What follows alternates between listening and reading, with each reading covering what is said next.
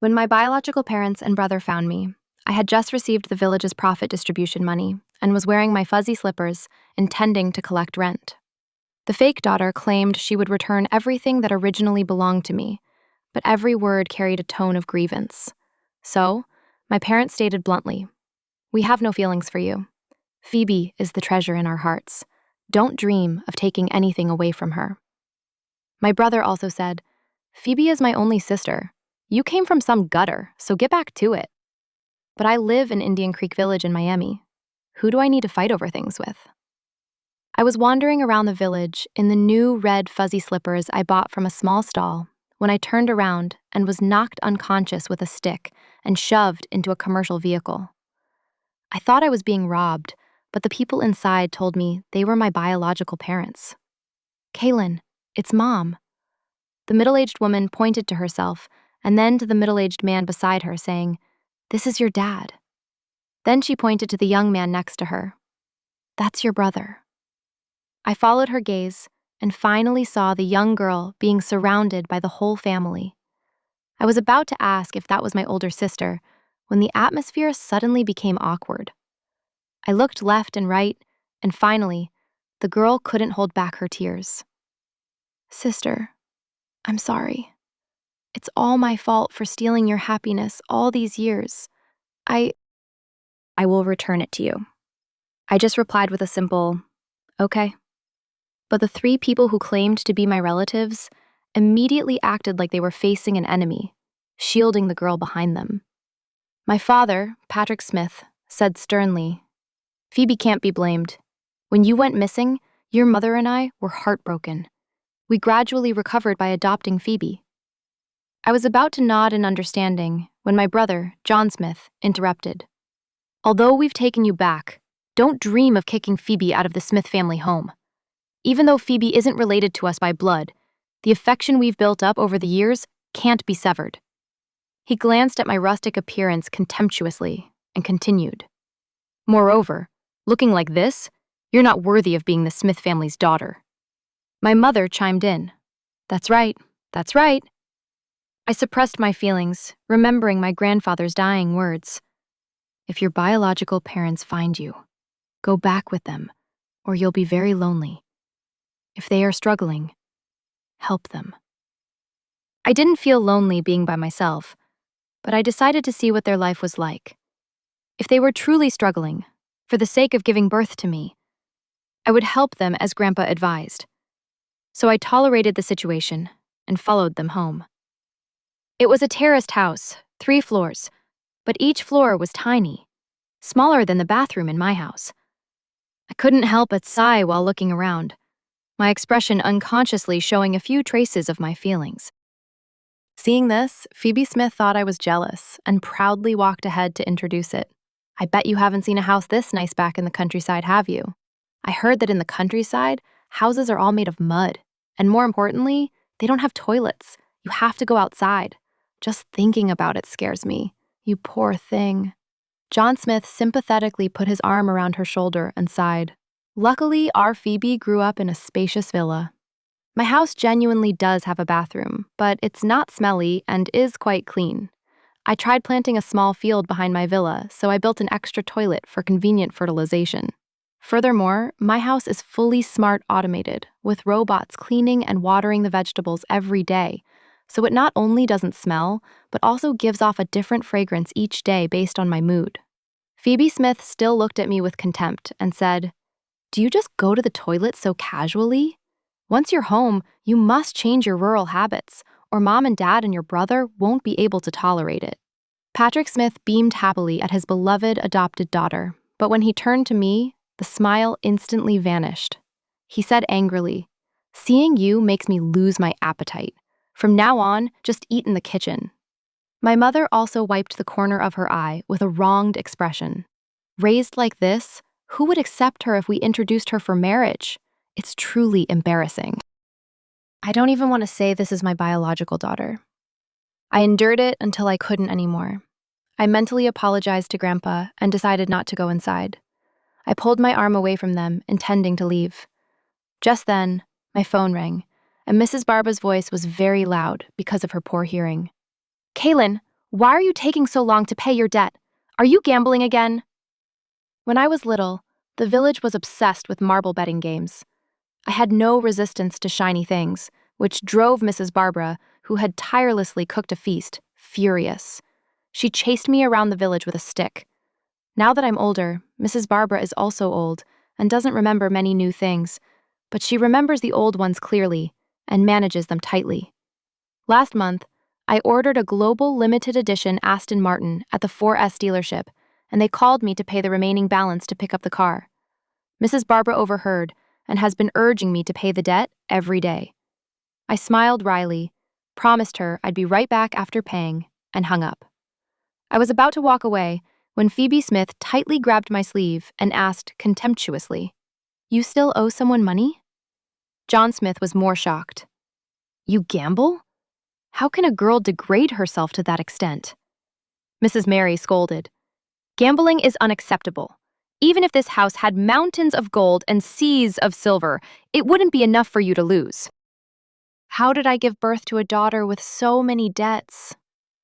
I was slightly speechless, but still tried to explain.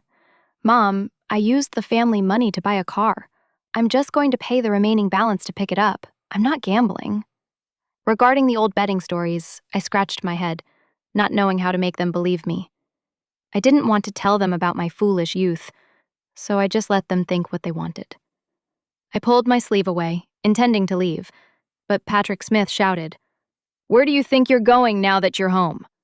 Once you're back, you need to know your place. This is not a place for you to cause trouble." Then he muttered, "If it weren't for that damn old man only remembering you and needing your DNA to open the safe to get the company's inheritance, do you think we'd bother looking for you?"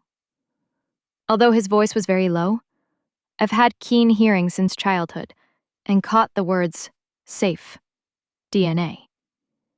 It turns out there truly was someone in this family who genuinely loved me. Grandpa. Suddenly, I felt slightly reluctant to leave. After all, I couldn't let the person who sincerely cared for me and worked hard to earn money be usurped by these scoundrels. So I smiled, turned around, and said, "All right, Dad, I'm coming inside now." With that, I shoved John Smith aside and resolutely stepped my red fuzzy slippers onto the pristine white carpet. Seeing this, my mother cried out in distress, "That cashmere blanket I bought from overseas." I feigned innocence, mimicking Phoebe Smith. "Oh, people from the countryside are unhygienic. I'm so sorry." Upon entering the villa, I headed straight for the largest and most luxurious room on the second floor. The bright pink interior clearly matched Phoebe Smith's taste, and not mine. Soon, all four people chased me to the room's doorway. Phoebe Smith stood at the threshold, biting her lip and reluctantly saying, "If you want to stay here, just stay." I immediately smiled in agreement. "Okay, you said it. I was only planning to take a look." With that, under John Smith's furious gaze, I launched myself onto Phoebe Smith's pink bedspread with a cheerful bounce, jumping around wildly and completely messing up her bedding. Seeing her beloved bed utterly ruined by me, Phoebe Smith finally burst into tears. John Smith lovingly put his arm around her to comfort her, but she cried louder. He was enraged and lunged at me to settle the score. Just as his hand was about to grab my wrist, I turned abruptly to my parents and asked, "Does our family have any other relatives, like Grandpa?" John Smith froze mid-air under Patrick Smith's glare and finally retreated his hand grudgingly. Mrs. Mary, thinking of the matter of needing me to open the safe, reluctantly swallowed her anger and lowered her voice. "The family will host a party tomorrow to formally introduce you to society." Patrick Smith pretended to wipe his tears and said, "As for Grandpa, he passed away not long ago." I let out a knowing, "Oh." It turned out they had known my whereabouts for a long time, but didn't want to welcome back their long-lost child, who had been left to fend for herself in the village, because they now had a successful adopted daughter to show off. And for a biological daughter, they thought was ignorant and empty-headed like me, returning would only bring them shame. If it weren't for Grandpa's love for me and his challenge set before his death, they would never have brought me back. I sneered and said, I need to rest and prepare for tomorrow to awe everyone. Phoebe Smith scrutinized me from head to toe, then mocked my floral cotton dress. What are you going to do to awe people? Perform an oriental dance? I replied calmly, You don't need to worry. After all, compared to your city face, my country face is still a little better. That should be enough to awe them, don't you think? Phoebe Smith was speechless with rage. The Smith parents, still relying on me to open the safe, patiently persuaded her to leave. Only John Smith looked at me with a vicious gaze, threatening, You bullied Phoebe like this today? I won't let it go. I slept soundly until morning in Phoebe Smith's room. I'm easy to please and not picky even about bedding, but others might not be as lucky. I looked at the dark circles under Phoebe Smith's eyes and mocked, Did you come back from stealing last night? Unexpectedly, she flinched in fright. John Smith then walked out of the room, his handsome face like a movie star. I curled my lip into a knowing smile. No wonder he was so single-mindedly devoted, only recognizing this one sister. They truly are a good sibling pair. Phoebe Smith was so embarrassed and angry by my gaze that she fled in terror. In John Smith's eyes, it looked like I was bullying her. He gritted his teeth, pointed at me, and said, You just wait. I didn't care. I walked casually toward Phoebe Smith, and soon I found out what he meant by, just wait. John Smith and the parents took Phoebe Smith out to choose an evening gown, leaving me at home. They even deliberately taunted. Just wear your floral cotton dress to disgrace yourself. But they didn't know that I couldn't care less about those cheap beauty salons and common clothes. We, the people of Indian Creek Village in Miami, could lack anything but money. I immediately called the 4S dealership and told them to deliver the newly purchased Aston Martin here. Then I called my longtime stylist, who had just returned from Cannes after doing the makeup for a Best Actress winner. Hearing I was attending a party, she immediately said, I'll be there in half an hour. Kaylin Lewis, you're finally letting me do your makeup again. I'm so happy. I don't even need payment. Just let me post one photo on Weibo. I immediately cut her off. No need, I have money. She clicked her tongue and said, It's such a waste not to let the world admire a face like yours. Because an evening dress in New York had to be flown over by someone, I arrived a little late. Standing right outside the hall, I saw Phoebe Smith linking arms with Mrs. Mary, socializing with everyone. Someone asked curiously, Didn't the Smith family introduce their biological daughter today? Why is there no sign of her? Mrs. Mary replied with annoyance, She's a country bumpkin, has no etiquette. Being late is normal.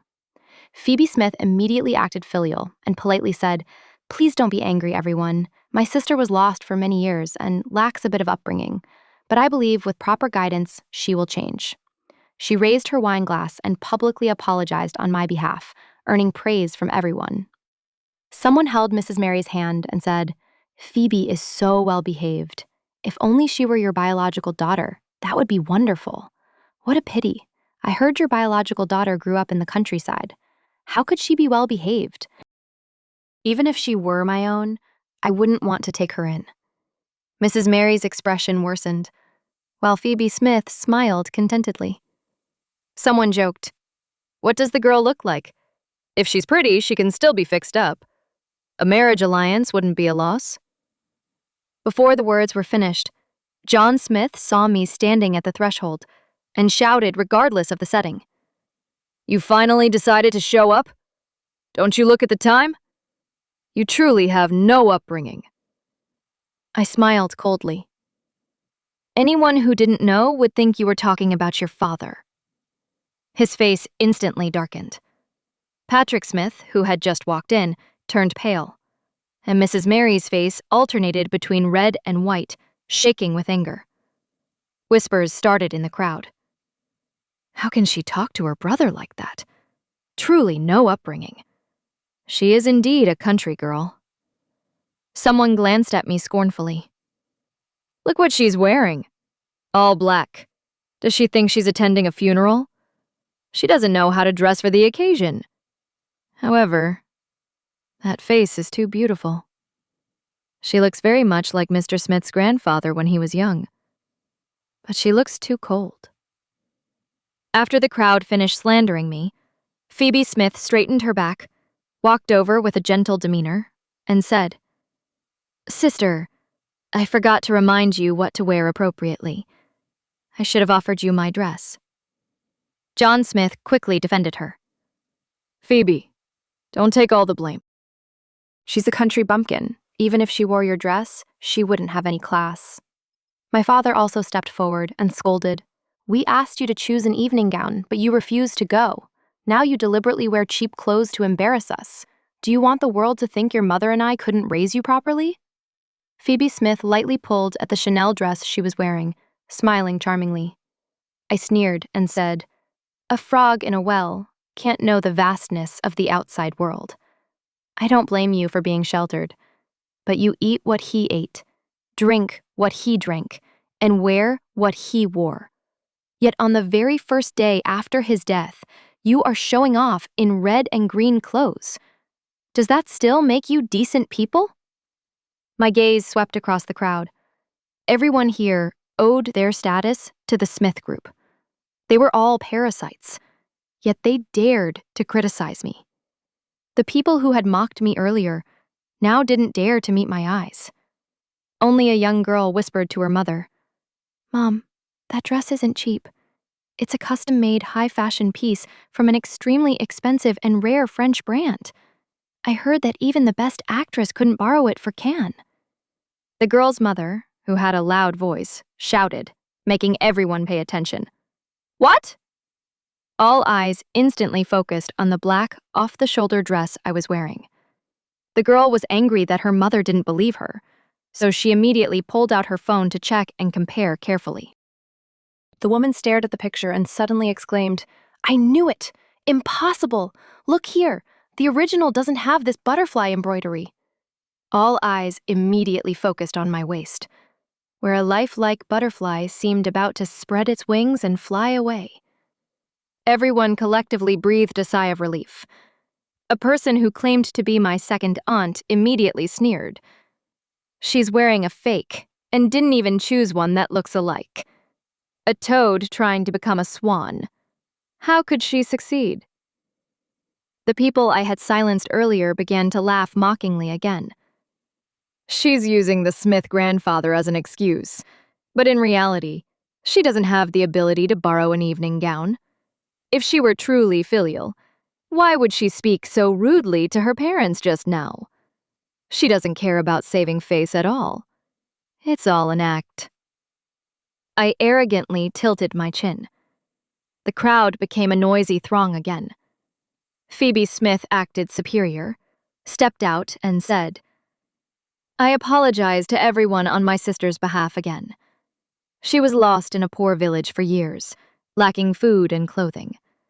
It was difficult for her even to have enough to eat and wear. So how can we blame her for not understanding etiquette and manners? It's all my fault. I stole a happy life that originally belonged to her. Please don't blame her. Blame me." This lengthy performance made Mrs. Mary burst into tears, hugging her and sobbing, "My precious, this isn't your fault. She just didn't have the fortune for it." I was about to interrupt this tedious drama when the hall door suddenly opened and the reception staff walked in and politely asked, "Excuse me, whose Aston Martin limited edition is parked outside? A few people are recording videos and taking pictures, causing congestion. If possible, we will move it to the dedicated VIP parking lot." Before I could even take out the key, the young men in the hall began buzzing. Oh my God, that newly released supercar? I heard it costs more than 30 million yuan. Did you buy it? I wouldn't dare. My dad would kill me if I bought that. Who else could it be? It must be your family, Walter. Did you empty out all your family assets to buy that lousy car? Before Walter could speak, his father smacked him on the back of the head and scolded. "You brat. Go return the car immediately. Our family project doesn't even have working capital, and you dare to spend 30 million on that junk car?" Walter held his head innocently. "Dad, it's not mine."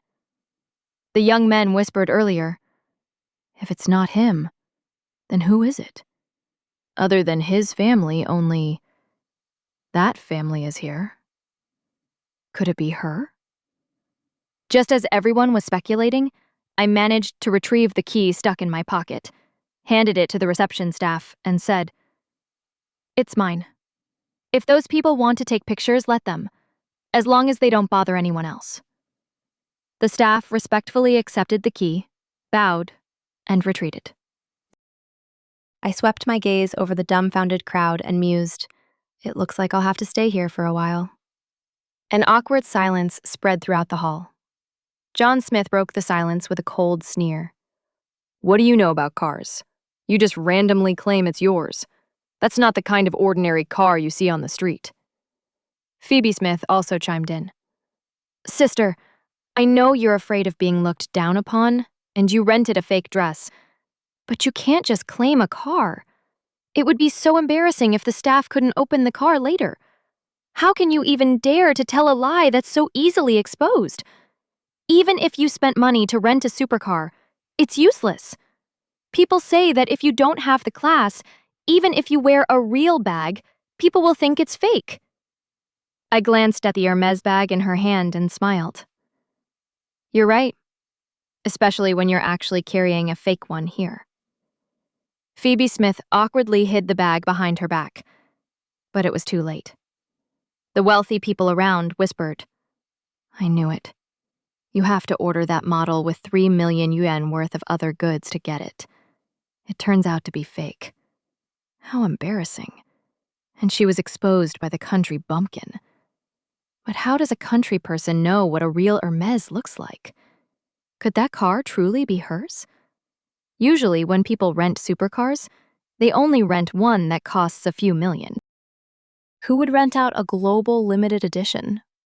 The young girl, who was previously scolded by her mother, suddenly jumped up and shouted, "Oh my God!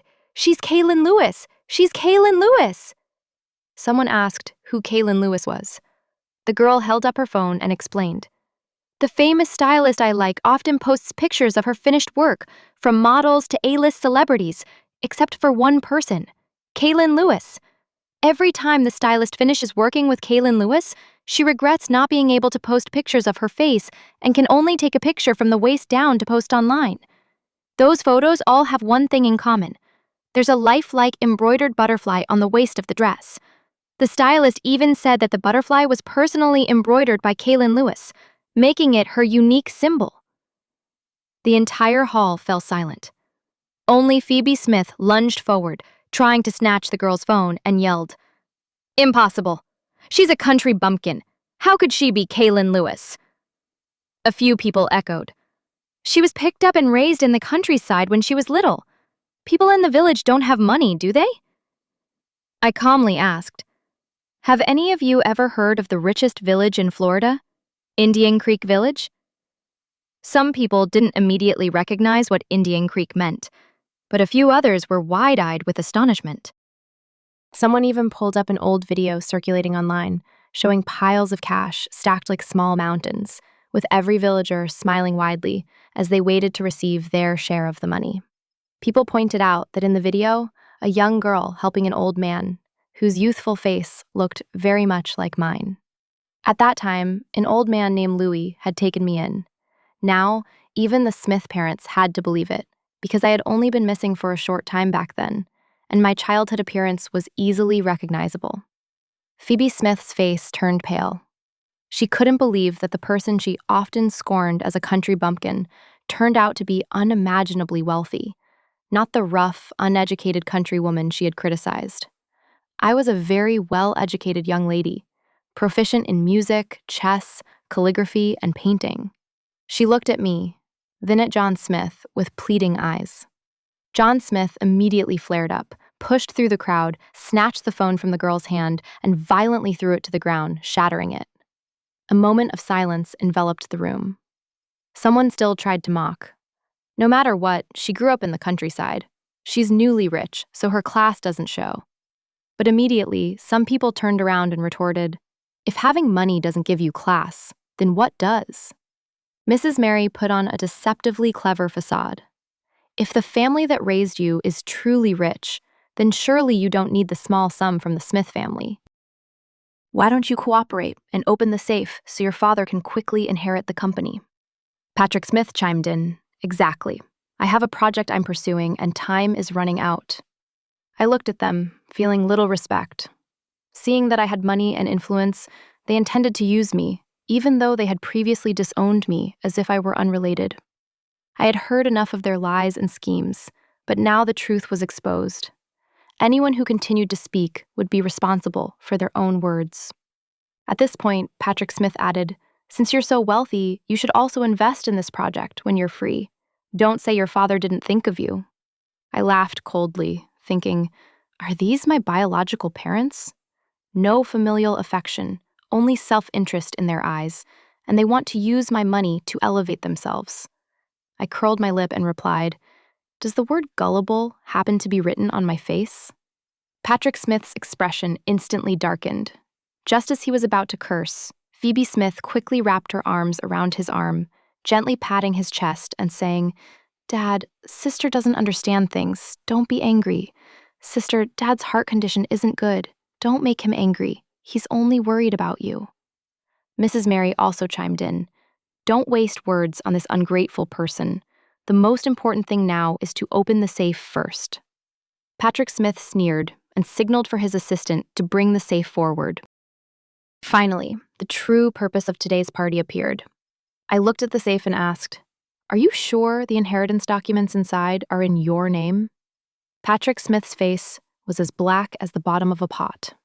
He glanced at the murmuring crowd and said, If it's not in the name of his only biological son, would my father give it to an outsider? I smiled and said, You said Grandpa insisted on using my DNA to open the safe. So why didn't you consider that the contents might be in my name? John Smith slammed his hand on the table. Kaylin Smith, don't dream about what doesn't belong to you. You're already so rich. Why do you want to seize the Smith family's money? And the Smith men are not all dead yet. I raised an eyebrow and replied, What century are you living in with such patriarchal thinking? Did you travel here with a cue from the Qing dynasty? Phoebe Smith was now staring intently at the safe, biting her lip and saying, Stop talking. You don't dare to open the safe. Don't dare to let us get the inheritance documents, do you? Sister, I know you resent being neglected for so many years and not receiving love from your parents and brother. But they didn't do it intentionally, did they? Do you know how much they suffered after you went missing? Do you know how long they searched for you? And you were living so comfortably after disappearing. So how can you blame them? How can you use this to take revenge on them? Hearing this, the crowd collectively turned to me with disapproving eyes, as if I were the ungrateful one. But clearly, I was the most hurt party. Just because I went missing but didn't suffer, I should forgive their failure to fulfill their parental duties and be grateful to them? It was disgusting that they found Phoebe Smith to replace me while I was discarded like a rag. They never considered me their biological daughter, so why should I consider them my parents? I contemptuously glanced at Phoebe Smith from head to toe and said, Even if you are inferior to me in every way, as long as someone is blind, rotten wood can still be mistaken for pearl. Phoebe Smith's face went from red to white. Tears streamed down, but she bit her lip, full of false grievance. Even if you hate me for stealing the affection meant for you, I hope you won't take your anger out on Mom, Dad, and brother. As long as you agree to open the safe, I can leave the Smith family home. John Smith was the first to object, fiercely hugging her in front of everyone and shouting, Where are you going? You are the real young lady of the Smith family, and you, now that you're here, you must open it. Right after he finished speaking, 3 tall men in black suits appeared behind me, surrounding me. The leader spoke in a cold voice. Miss Kaylin, please provide your blood sample here. Don't force us to take action. I smiled and gently clapped my hands. Immediately after, 30 well-trained bodyguards poured in from the hall entrance, instantly securing the entire space. Patrick Smith frantically questioned, Kaylin Smith, what exactly are you planning to do? I calmly waved my hand and said, I am Kaylin Lewis. From the day you brought Phoebe Smith home, Kaylin Smith vanished from this world. And these people, they are just the standard for the rich when they go out. Finished speaking, I looked at the three men who were subdued and kneeling on the floor, smiling sarcastically. Sorry, I'm much richer than you. John Smith was so angry that he wanted to overturn the table, but was kicked directly in the waist by a bodyguard, collapsing to the ground. Mrs. Mary screamed in pain and tried to rush over, but was blocked. She glared at me with hatred, as if looking at an enemy, and said, I can't believe you're so greedy, wanting everything, even planning to steal the Smith group. Aren't you afraid of divine retribution? I slowly walked towards the safe, gently placing my hand on it, as if grasping the hand of the grandfather whose face I had forgotten. I'm not afraid, because this rightfully belongs to me. I believe the person who insisted that I open this safe would never have neglected my well-being. He is like the grandfather who raised me, someone who truly loved me. I pricked my finger with a needle. Everyone held their breath as I dropped a bead of blood into the verification slot. The safe opened, and my identity was no longer debatable. Inside, it was empty, except for a file and an envelope. Patrick Smith was excited to see the file, jumping up and demanding I hand it to him immediately. He truly still didn't realize his position. I ignored him. A bodyguard was already there to teach him a lesson. My gaze was drawn to the envelope. My hand trembled as I took it out, seeing 4 large characters written on the cover. For Kaylin. The strong, aged handwriting must have reflected the life of the person who left this estate, someone who had once dominated the business world. Opening the envelope, there was only a thin piece of paper, but it felt heavy as gold. My granddaughter Kaylin, my treasure. It is regrettable that if you are reading this letter, it means I still haven't found you, but am no longer alive. I won't get to see how beautiful and lovely you have grown up to be, but I believe you are certainly even more beautiful and charming than anyone else. Many years ago, I found a few clues about you, but unexpectedly, my health did not allow me to continue. I had to entrust the task of finding you to your father. It was also through this that I clearly saw the true nature of your family. They had long forgotten our Kaylin, and fundamentally did not want to bring you back. I don't understand how parents can be so cruel, loving an adopted child like their own, while treating their biological child as nothing. But that will never be the case with me. You are my only granddaughter. I still remember when you were tiny, every time I came home from work, you would ask, "Are you tired, Grandpa?" and pour me water to drink. My obedient child, you don't deserve to be forgotten. But my body could no longer hold up, and everything was falling into the hands of your father and them. I didn't expect your father to be so heartless. Fortunately, a portion of the shares was still in my hands. I will definitely use it to find you and give you the carefree life that belongs to you.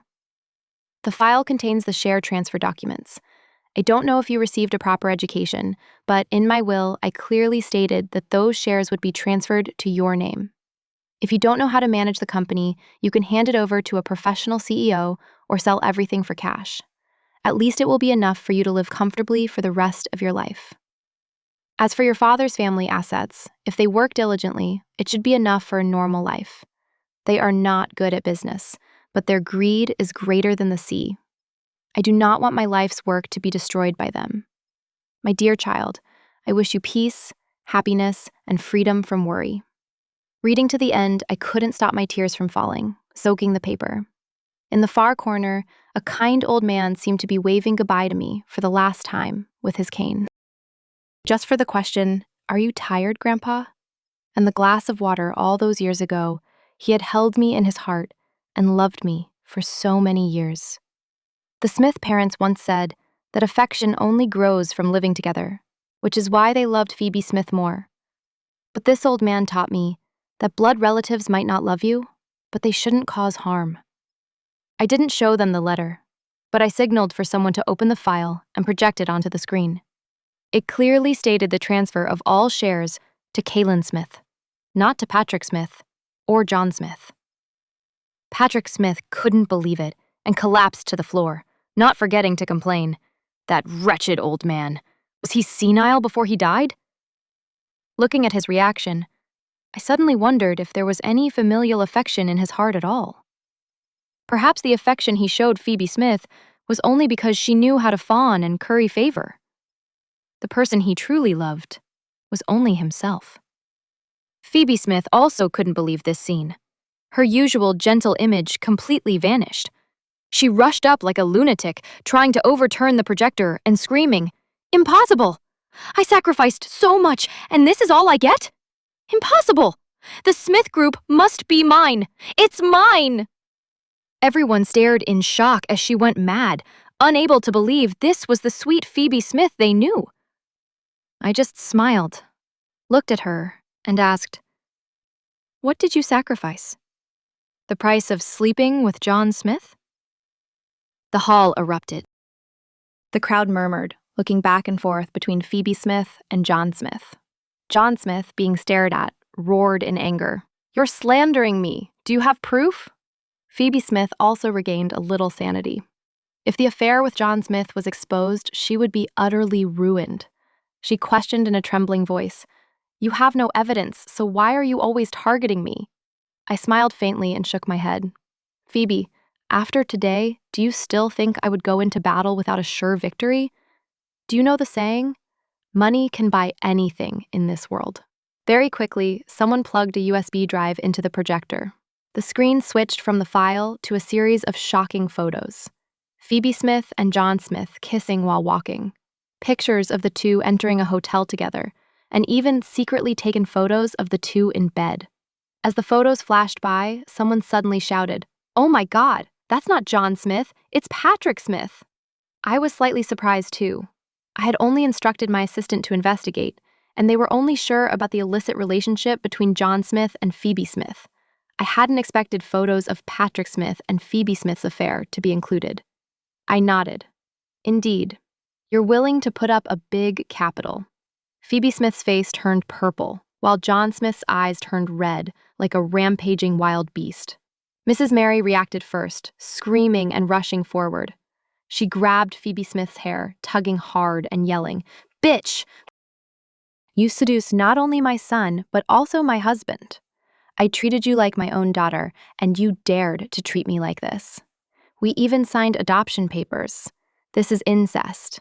Incest." Phoebe Smith was in too much pain to pretend anymore. She clawed several bloody scratches onto Mrs. Mary's face and screamed back, "They were the ones who made the first move. Did I want this? I just want to live a better life. What's wrong with that?" The hall descended into chaos. On the other side, John Smith also lunged at Patrick Smith, no longer showing any father-son affection. He punched him squarely, giving him a black eye, and said, "You dared to touch my woman." Patrick Smith was stunned by the blow, and it took him a while to react. Although he was middle-aged, he wasn't incapable of fighting back. He immediately threw a punch and shouted, "She seduced me first. She even said I was better than you many times."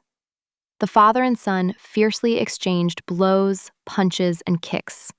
Swearing echoed throughout the hall, and the scene grew increasingly chaotic. I looked at the sight with only disgust. After today, the entire Smith family would surely become a laughingstock. I hugged the file and strode towards the exit. The Smith relatives who had been watching the spectacle were startled and rushed over to flatter me. "Kaylin, this is your fourth uncle. I knew at first glance that Phoebe girl couldn't compare to you. You are the true young lady, with extraordinary class. Kaylin, this is your third aunt. When you take over Smith, remember not to forget that we always supported you. I agreed to hand Smith over to you from the very beginning." A chorus of flattering whispers filled the air.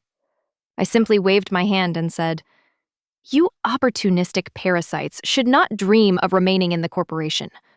I will inherit Grandpa's love and turn his ideals into reality, making Smith a leading enterprise, not just domestically, but globally. And the first step is to cut off people like you." Stepping out of the hotel manager personally drove my Aston Martin up, respectfully bowing and apologizing for not knowing I was present. I glanced back at the hotel, where so much drama had just unfolded, and felt relieved. I said, "This year's rent is waived." The manager was stunned, then joyfully bowed and thanked me repeatedly. Looking up, the sunset was dazzling. But I knew that after the sunset would be the dawn, and my life would be the same. Epilogue. After Smith won a bid for another major project, I walked out of the conference room, where the driver had already prepared the Rolls-Royce at the gate. Next to it, several shabbily dressed people were blocking the way. I casually waved my hand, about to tell my assistant to give them some money and send them away, when I suddenly recalled Grandpa's words. One must be kind. If you see people in distress, help them if you can. Suddenly, a trembling voice called out, "Kaylin." I was startled and looked closely, realizing it was Mrs. Mary. The man with the dirty face and a bald spot on his head was Patrick Smith, and the one leaning on a crutch, limping, was none other than John Smith.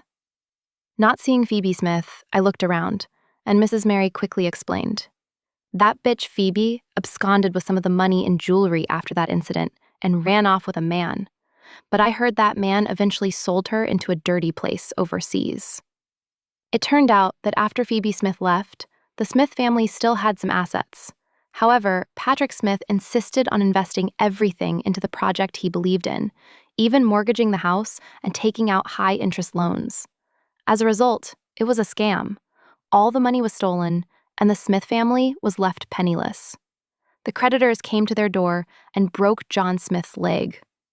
Mrs. Mary cried, "Kaylin, we are your family. You can't live happily and watch us fall into such misery." But my heart remained unmoved. I only felt that this was the retribution they deserved. I replied coldly, using the exact words they once said to me. "I'm sorry. Affection only grows from being together. Otherwise, we're not even as good as strangers." I still instructed my assistant to give them a sum of money, treating it as alms for beggars, because in my eyes, they were no better than that now. Then, I calmly got into the luxury car, watching the driver start the engine. Their figures tried to chase the car, but were blocked by security, struggling there. I knew that for the rest of their lives, they would only continue to sink deeper into the mud.